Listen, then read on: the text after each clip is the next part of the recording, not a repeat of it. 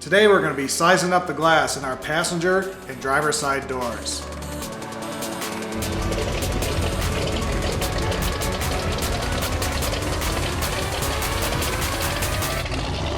Hi everyone, welcome to the channel. As you saw in the last video, I did all the installation of the bracketry and the motors and everything in the doors for the windows. And today we're going to actually put the windows in the car, not permanently, but we're supposed to be sizing up the motor, getting that window to come up to the hardtop, and then putting the stop in there so the window could only go so far. And we're going to try to tackle that today. So let's hop to it.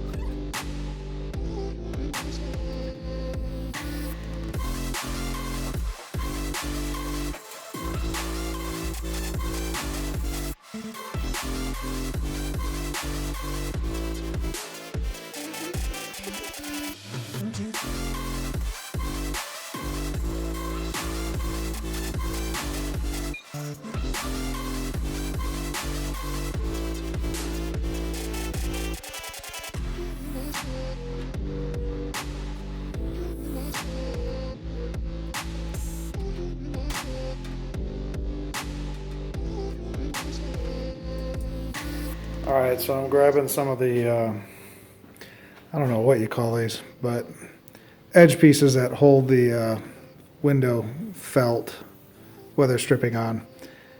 And man, this stuff doesn't really work at all. You could tell that the window goes all the way to here. You could tell that the window is going to go all the way to here. But the only way for that to happen is for this to be over here. And then you got a inch gap there. The other thing is what's that? So open this up. Well, that doesn't fit at all. And then of course the bow of this has to be changed to match. So I know my buddy Greg, who's built a bunch of these, said he never used any of this stuff, and he made his own plates to put in here. The other thing that's interesting is I got 4 pieces of weather stripping, and it fits the window fine. It will fit, you know, one of these, and then that's it. It's not like, you know, I need 1, 2, 3, so I need 6 pieces. So if you take one of these and you cut it up, then you only have like a half a piece left, and obviously you can't do 2 feet with a 1 foot piece. So I don't know what's going on with that. So for the most part, everything on this car has been pretty good, but this is probably the most egregious, is that what they say? Egregious thing that doesn't make sense. And I don't have any other kind of weather stripping except for stuff like this, which doesn't have the felt or anything. That's just for sealing up your, like the hard top to the car. So I'm probably gonna get the distance of the height of the window to lock in, and then I'm gonna leave this alone and actually talk to Greg and see what he thinks I should do. And then I think at that point we're kind of done with the doors. I have to kind of figure out if I need to shimmy that other side to get the angle of the window, so the window's not like coming out on an angle and it's actually going up to the car. And about that, I think that's it for the doors. I think the doors are pretty much, you know, grossly done, if you will. Not nuance done, but mostly done. So one of the things that's interesting is, if you remember this pillar, if you will, I had to kind of push in a little bit. So in general, this is going to be a little tighter than the other side when it comes to the window. The other thing that I made easy for myself is I brought the wires outside the car, so it's easier for me to perform this all on my own. The other thing that you want to keep in mind too is I have shaved doors.